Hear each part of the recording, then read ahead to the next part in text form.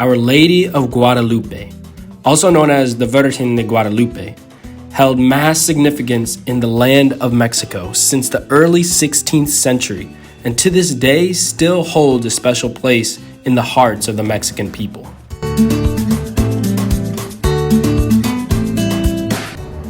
Now, probably one of the most, if not the most iconic place in all of Mexico City is the Basilica de Guadalupe. Right behind me are the two basilicas. This was the first one that the image of the Guadalupe was put in, and now this is the new building, and mass is happening as we speak. The story goes is that in 1531, about 10 years after the Spanish conquered the Aztecs, the Virgin de Guadalupe, the Virgin Mary, the mother of Jesus Christ, appeared to an Aztec Indian, and his name was Juan Diego. And she asked him to tell the bishop of the land to go build a church. And when he went to go tell the bishop about like what he saw, about the beautiful woman that he saw, he didn't believe him. So as proof, Juan Diego asked Mary for a sign, for some kind of proof. And she told him to go into a certain area and pick up a certain specific type of flower. And during that time, those type of flowers weren't there. So he was questioning whether he was even going to be there, but she said, just have faith, just go pick up the flowers. And well, you know, the flowers were there. And basically what she told him is to pick up the flowers, bring it with his tilma, which is like a sheet. It's like something you can carry stuff with. And then Juan Diego went to the bishop. When he opened up his tilma and revealed all the flowers, the image of the Virgin de Guadalupe, which is right here, appeared to the bishop. And this was the sign, this was the miracle that showed proof that Juan Diego wasn't lying, that Juan Diego did see what he saw, the Virgin Mary, and that's how the Virgin Mary of Guadalupe is.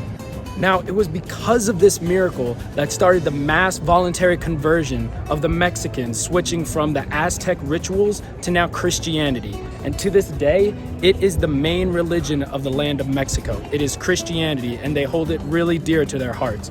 You can see throughout many places throughout Mexico the image of the Virgin de Guadalupe, basically in every street corner. And that's why you will always see a massive line in the Virgin de Guadalupe Mass, because they are going to be trying to go, and many of them pay their respects during Mass. They'll either bring an image or a cross, a rosary, and they look to have it blessed whenever they go to the Mass right here. The Basilica, which guards the icon, is said to be the most visited pilgrimage in the world. According to data from Mexico City, in 2004, 10 million pilgrims were welcomed only between the 9th of December and the 12th of December. The number of visitors reached 20 million throughout the year. Besides the miracle taking place, there are many characteristics of the tilma itself that are unexplainable. For example, the image itself has no sign of deterioration since its making over 500 years ago. The coarse fabric is made from the threads of the maguey cactus. This fiber disintegrates within 20 to 60 years.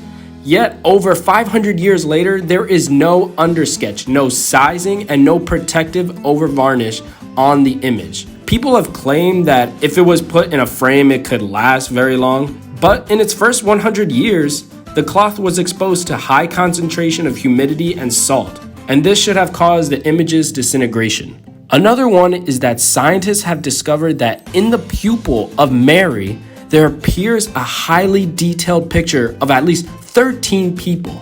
It is believed that the reflection transmitted by the eyes of the Virgin de Guadalupe is the scene on December 9th, 1531, during which Juan Diego showed his tilma with the image to Bishop Juan de Zumarraga and others present in the room. For over 20 years, environmental systems engineers at Cornell University has studied the image of the Virgin. They studied the pupils, and they still to this day cannot find an explanation for this phenomena. Back in the 16th century, this would be literally impossible to pull off. Like, think about it. Back then, in the 1500s, how can you make an image within a super duper small size? And then not to mention, you can't even see it with the naked eye. You actually need a microscope to actually see it. And even with a microscope, you can barely see it. So nobody knows how this was able to be pulled off. It's incredible, absolutely amazing. Google it, see it. I'm telling you, it's going to give you chills. Followed by this, on the morning of November 14th, 1921, a bomb was detonated in the Basilica of Guadalupe by an employee of the private secretariat of the presidency. The bomb was heard over a kilometer away and destroyed everything around it. The bronze candelabras and a crucifix on the altar that were bent by the impact. Windows burst, vases crumbled, and the marble altar railing of the church was completely destroyed. But absolutely nothing happened to the image of the Virgin de Guadalupe. I guess the image have guardian angels protecting them.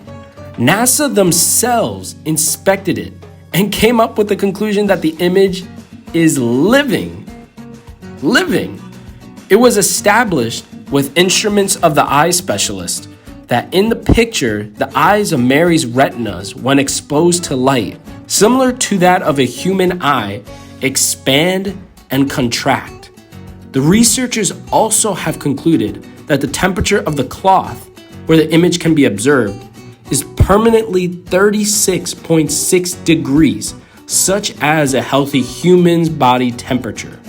The image has also been examined with a stethoscope. The scientists have measured a pulse of 115 beats per minute at Mary's belt, which corresponds with the number of a fetal heart rate. Come on. If NASA themselves buy into the supernaturalness of this image, who can argue with that? We can continue to go on and on about how the stars on Our Lady's mantle coincide with the constellation in the sky on December 12, 1531 exactly, how nitric acid was accidentally spilled on the image that should have absolutely disintegrated it, but instead only left little damage. Or we can talk about how microscopic examination revealed that there were no brushstrokes, and how the image seems to increase in size and change colors due to an unknown property of the surface and substance of which it is made, and so on and so forth. The Tilma of the Virgin Mary should be one of the 7 wonders of the world, and I know many people have their speculations, as did I. I just ask that you do your own research. Trust me, it's worth the time, and you'll be surprised by what more you find out. I only scratched the surface. Because of Juan Diego's evangelization, an estimated 9 million Indians converted to Christianity and were baptized within 10 years of the apparition. Catholicism arrived in Mexico with the Spanish conquest of the Aztecs, but it took the apparition of Marian in 1531 for the religion to take root. Our Lady of Guadalupe remains a powerful symbol of Mexican identity and faith, and her image is associated with everything from motherhood to mercy. It is free to enter. The Mass times are posted on their website. You can go through the front door to enter Mass, but if you are just looking to see the Tilma, there's a side entrance to the left of the main entrance where it will take you directly to it. There's a slow-moving walkway that will move you across from the image of the Virgin. This is where you can take pictures, videos, and simply enjoy the beautiful, marvelous sight of Our Lady de Guadalupe. You can just continue to circle around and around as many times as you want before they close, or stand just outside the walkway and let everyone pass by. You could just sit there and just watch and then go and proceed whenever you'd feel like. Even if you don't happen to be big into Christianity or religion for that matter, I still highly recommend visiting the Virgin de Guadalupe. It is something that is extremely significant and a massive focal point in Mexico's history and a way of life to this day. It doesn't hurt to stop by, and it is just one of the can't-miss parts that beautiful Mexico City has to offer. Gracias y Dios lo bendiga.